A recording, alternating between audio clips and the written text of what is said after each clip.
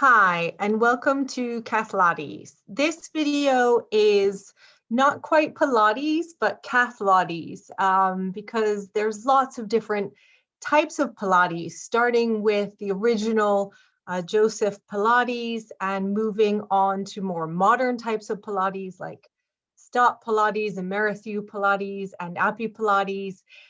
Into sort of more physiotherapy-based Pilates, realistic Pilates for older folk. And so this is my own take on Pilates as a hypermobile person. So as a person with hypermobility spectrum disorder or hypermobile hEDS, I do suggest that it's really best if you can start with one-to-ones, preferably with somebody who's educated about hypermobility. So that might be a physiotherapist who is also trained in Pilates, or somebody who practices more modern, realistic physio type Pilates. I learned with Pilates with Emily and Brighton. I was very fortunate, and I know that there's a plethora of amazing Pilates instructors around the world, but personally, I feel like group classes and reformer classes are not a great place to start for the hypermobile body. Why? Because our bodies aren't like other people's bodies. And in fact, no two zebras are alike. So these videos are a great way to start, but please do clear any exercise with your doctor and always listen to your body. Okay. I think particularly as somebody with a chronic health issue, we sometimes get told what is best for our bodies. Do this, don't do that. For me, really, it's a journey of listening to your body. And my own particular journey, I know the average time to diagnosis for EDS and for hypermobility is something like 20 years from onset of first symptoms. I think I was quite lucky in that it only took me, I think, 2 and a bit years. Unfortunately, in that time, I stopped exercising. And so it went from my hips dislocating to everything in my body dislocating. And by the end of it, I was really pretty much housebound. And I wrote my PhD lying flat with my laptop on my belly. It just sort of spiraled into immobility. And so I discovered Pilates, and my journey did start very, very small. But it was really nice to meet somebody who understood my condition, who listened to my condition, who believed, my condition and listened to my needs. That's super important because with um, zebras, I feel like movement, is like our insulin. We have to move every day. Unfortunately, it's finding the right movement for you. And it's also basically reteaching your joints to move within a normal range of motion. And for that reason, yoga is not something that I was able to practice at that time. I can now, fortunately, but unfortunately, my joints were too unstable and too loose. And so my legs go behind my head, my thumbs bend to my wrist, my pinky beyond 90 degrees, and all of these lovely things that many of us have. But with Pilates, we're trying to tighten what's loose. And I also heard the saying, loosen what's tight. And that seemed very strange to me. I thought, well, I'm bendy all over. And of course you're not. You'll notice that some of your joints are creaky and cracky. And sometimes you can do a back bend and put your head between your feet, but you might actually find it quite difficult to lift your leg up like a doggy peeing on a fire hydrant. So it's really listening to your body to relearn how to sit, stand, and walk with proper postural alignment. And the key in the Pilates that I do is just essentially, you don't need to move at all. So you can start with my chair Pilates, for instance, but I would even suggest for a hypermobile person that that's maybe not the best place to start because there's quite a lot of movement in it. I would suggest you start with my wall standing exercise, no movement at all, practicing your breathing and your pelvic floor engagement 3 times a day, ideally for a minute each, to try and retrain your body for how to stand. Now, if you can't stand up against the wall and you're immobile or in a wheelchair, you can practice it in a bed, preferably strategically pillowed, or in a wheelchair, as long as it has a nice firm back. So adjust it to the movement that you need, but let's go ahead and just try some initial Cathlates techniques to try and mobilize, for instance, our scapula, our cervical spine, and to try and get everything realigned to where it should be. And the important thing is not what you do during this video, but ideally, if you find the movement that works for you, you use it whenever you stand up first thing in the morning. You find your Pilates posture. Whenever you sit in a chair or stand up out of a chair, you use your Pilates posture. When you walk down the street, you're leading with your pelvis, not with your chin. So you've got your Pilates posture. And it took me a really, really long time to retrain myself, but it's made a huge difference to my spinal health and actually to all my joints. So that's enough of the lecture. I hope it helps me as much as it helps you. If it helps, then I suggest, you just can gradually move on with the Cathlates. They start easier and they build up to more challenging. And again, you might have setbacks. As zebras, we do. I think we all have times where, we sneeze walking up the stairs and I've dislocated my hip. We've all had times where, maybe we're actually lifting weights and we feel quite good lifting in one place, but then we go to put them away and, I've dislocated my shoulder. It's just the nature of the zebra body. But I've learned to be very thankful for what my body can do. I practice pacing. I'm not great at it, but there's, the spoon theory of disability, and that if you try and do something one day, you might have to draw spoons from another day.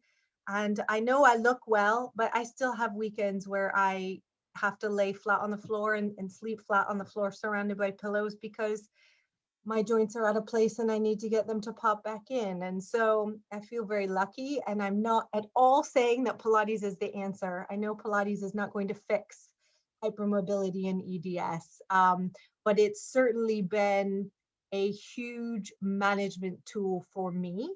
And it's not the kind of Pilates that you see, on Instagram, the lovely Brazilian people hanging from a trapeze.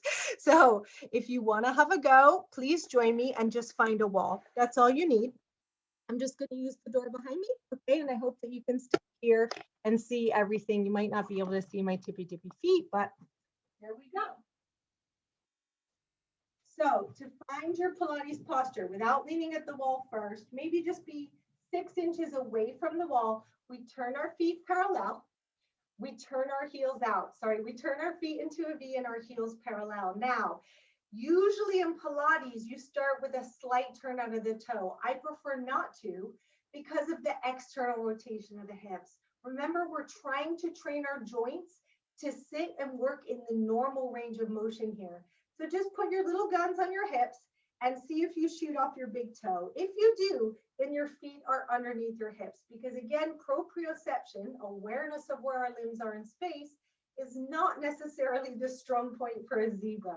I'm just going to go ahead now and tuck my tailbone under. So if I got my hand on my tailbone, I can feel it headed straight to the floor. I will roll my shoulders up, back, and slide my angel wings down my spine. When I do that, my ribs tend to naturally pop up a bit. If you can, gently close your eyes and imagine your ribs closing at the front. This is a gentle thing. We're not forcing anything, but it's the feeling of being closed at the ribs and pinched between the shoulder blades, but your shoulders over your hip is over your ankle. And so the last thing we need to do is to pull that chin in, okay? And now we've got, if you look at me sideways, ear over shoulder over hip over ankle. You can do this yourself. You can actually hang something from the top of your door frame and take a picture of yourself. What you'll probably find is your head is forward here. We're all texting and on our phones, and your bum is probably here. This is pretty common, and we probably tend to walk a bit like this. Look at my hips. We do not want to do that. We want a nice lined up spine because the head here is a lot of extra stress on your cervical spine. Let's just take it and tuck that tailbone under to the wall. Roll the shoulders up, down, slide them down the wall, and then tuck the head in. So now we're just leaning against the wall. You basically have your shoulder blades touching the wall, but your shoulders are pretty close. Your tailbone and the back of your head, okay? Let's stay here and just try to engage our pelvic floor. Keep your butt soft. Breathe deep and wide into the back of the lungs. And as you exhale, stop a pee-pee at the front, close it at the front, and then lift it up and in like you're pulling your pelvic floor up like an elevator, or you're thinking about Hugh Jackman or Charlize Theron or whatever, that feeling of it pulling up and in, or walking into a pool of cold water. Finally, your belly button starts to pull to your spine, and the very last thing is your ribs knit together. Now, I don't want you to dislocate. So you're engaging around about a 2 here. If you were engaging in my normal Pilates for fun, I would have you try 3. 3 is where you squeeze your abs tight so that somebody is going to punch you. But for a zebra, I don't recommend that. You don't need that level of engagement either. For Pilates, you want between 1 and 2. But I would suggest for a zebra, you pretty much want your pelvic floor engaged at 1 whenever you're doing anything. Sitting, standing, doing the dishes.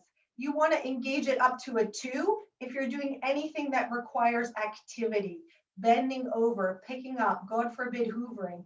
Hopefully you don't hoover or iron because that's no fun. So notice that we're just standing here. This is your first homework.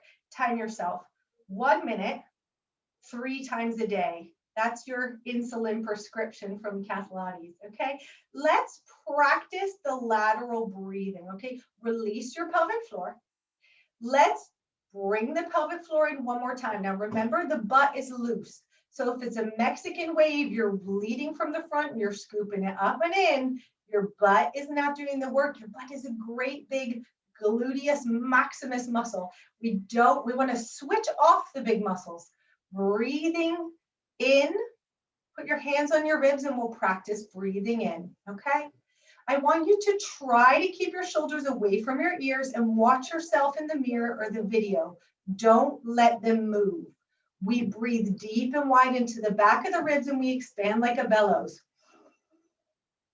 We breathe out, our ribs come together, and we scoop that pelvic floor up and in, belly button to spine, buttocks stay soft, shoulders stay away from the ears.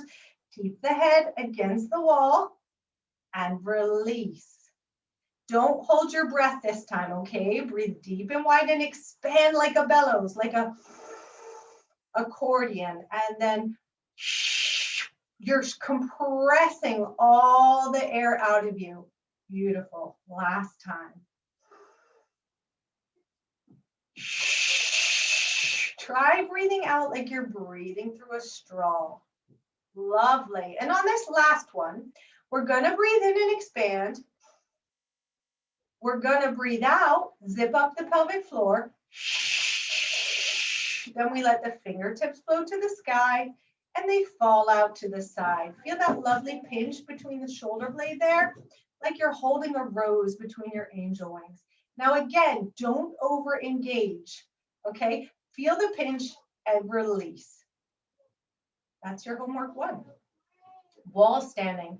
Let's try scapular mobilization.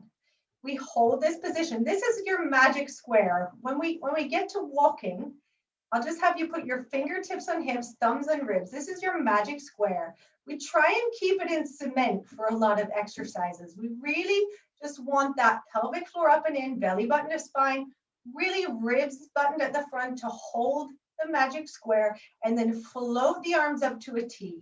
So the shoulders head away from the ears and the arms float up.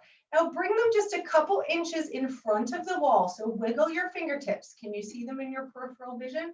Again, if this is too much, start small, start low, okay? Listen to your body. Breathe deep and wide into the back of the ribs. And now leading from the angel wings, not the fingertips, exhale and spread your angel wings apart. Try and smush your back flat against the wall and then release them. Good. You're still in front of the wall. We breathe in. Now squeeze your angel wings. Get them to kiss a wee bit. Head still against the wall. Release. So we're breathing in and then we exhale, squeeze it and hollow and spread those angel wings. Release. Last time. Breathe in to prepare. Breathe out and shh. Angel wings kiss. Release. Good. Now take them up on the wall to a Y shape. Hopefully they can touch the wall. No worries if they don't. That's fine if they're in front. But hopefully this feels quite comfortable. We're pretty hypermobile. They'd probably go further back if the wall wasn't there. Breathe in, breathe out, and just lift up from the armpits and release them back down. Breathe in, breathe out. Now remember, your head is against the wall, your tailbone's against the wall, and your shoulder blades are just sliding up and down. Last time, breathe in, breathe out, lift from underneath the armpits and release. Now we're going to move to a W shape. Knees are soft, remember, tailbone against the wall, jeans are zipped up like you're putting on a tight pair of jeans. Breathe in, breathe out, arms come down the wall to a W shape. Now, hopefully your elbows are still against the wall, but so are your shoulder blades. Breathe in, breathe out. Now, if you can go lower than that, please don't. Remember that we're training into a normal range of motion. Breathe in, breathe out. Breathe in, breathe out. Last time, breathe in, breathe out. Hold it here, drop the arms, bend the knees a wee bit further, and then flatten the lower back towards the wall and release. Now, see if you can do that just using your abdominals. Close the pelvic floor at the front like you're stopping a pee-pee. Pull the vajayjay up to till your belly button's to your spine and use that muscle to tuck the tailbone under and release. So try not to use the buttocks, just try and zip it up and imprint the spine, release, zip it up, imprint the spine, release. Last time, zip it up, imprint the spine, and then I just want you to float the arms up, send the shoulders away from the ears as they rise. Inhale, float down. Exhale, push your hands through the wall. Just try and firmly push. Now the shoulders are against the wall, so is the head. Breathe in, float up. Exhale. Good. Breathe in, float down. Exhale through a straw. Push into that wall. When you push, can you just do a little extra squeeze of that pelvic floor? Breathe in, breathe out. Shoulders are away from the ears. Breathe in, breathe out. And we're just going to release it back to the neutral spine, fingertips on hips, thumbs on ribs for our final exercise of the day. Inhale, lift one heel. Exhale, use this muscle just under the belly button to push that heel through the floor. Knees stay soft. We don't lock our knees and we don't lock our elbows. Breathe in, breathe out. Look at my shoulders. Nothing is moving. If you get tight, if you need to shake it off, do it, but then come right back. Breathe in, breathe out. Eye gaze is 2 meters in front. If it's hurting your neck, you might just need a break. But it probably means that your head is not sitting in the right position. Last time, we breathe in. The only thing that moves is the knee and the heel lifts. Last time, breathe in. And the heel returns, okay? So now just to finish it off, we're gonna do some roll downs through the spine. We breathe in to prepare.